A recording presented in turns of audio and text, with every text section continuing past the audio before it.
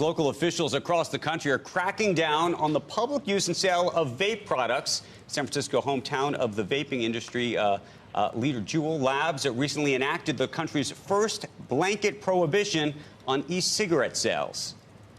And Carl Quintanilla sat down with Juul's founder, Adam Bowen, for a CNBC documentary on the vaping craze. Welcome home, my friend. Hey. It's nice to see you here. Thanks, guys. Yeah. Fascinating story. As you know, the epidemic among teen use is pretty rough in this country. We were one of the first news teams to get a look inside a Juul factory, one that's running 24/7 to try to meet the enormous demand for Juul products. We talked to Adam Bowen about his role in the epidemic of teen vaping, one of the company's co-founders, an epidemic that we saw across the country in all kinds of communities, urban, rural, wealthy, and poor. Juul is a fraction of the use of vapor products by minors. I think we get a lot of the attention and criticism because we are the biggest brand, the biggest manufacturer, but we're certainly not the only product out there. It's not the only, but it is the most popular e-cigarette among kids. Kids don't think they're using an e-cigarette, they think they're juuling. And when Juul presents their own internal data that argues that the percentage of use by minors of their product is a small fraction of total minor use, your reaction is?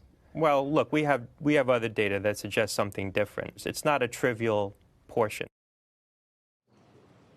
Scott Gottlieb, of course, now a paid CNBC contributor, a board member of Pfizer, told us it was Juul that triggered the vaping explosion among adolescents. For an in-depth look at all of this tonight and the vaping phenomenon, 10 p.m. Eastern Time in Pacific, Vaporized, America's e-cigarette addiction. Guys, what I like about it, the story itself is it's a cultural story. These families have stories to tell. It's a tech story. Two Stanford grad engineers said, they smokers themselves, saying, why are we doing this? There must be a better way to deliver nicotine. And, of course, the money, as Altria put a huge piece of money. So Juul will stop with the flavors, right? They don't do the flavors themselves. In stores. In stores. In this country. And yet you can still buy flavors for their actual devices from everybody else. Yes.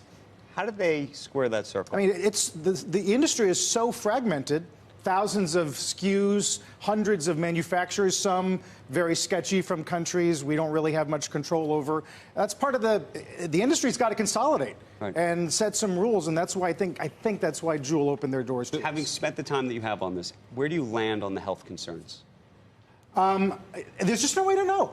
You're going to need a 10-year study of nicotine use, and Gottlieb has said this on this desk many times. I do think it helps people get off of combustible cigarettes. And we saw that really in the UK, where the government's actually promoting this product. Yeah, I mean, the growth, Carl, and you spent a lot of time for this documentary in the UK as well. The growth that obviously here we know about, it became approved, Juul, specifically later in the UK, and it's taken off, as you said, very quickly. What's the difference between US and UK? Because there's lower concentration of nicotine in the UK pods. In the UK, right. And so even if you get to a point where you want to adjust it, there's already an obvious adjustment the US could make that the UK's done that is a lower amount of nicotine per hit. I mean, Juul would argue, look, people who are truly addicted need the nicotine. So you need to have a decent amount in the puff to get you to switch. The theory is that over time, you could graduate down to a lower dose, even go to zero, and just sort of get the hand feel before you finally wean yourself off of this incredible drug. From the time Altria made its investment in Juul to now, there seems to be a lot more hair on this investment.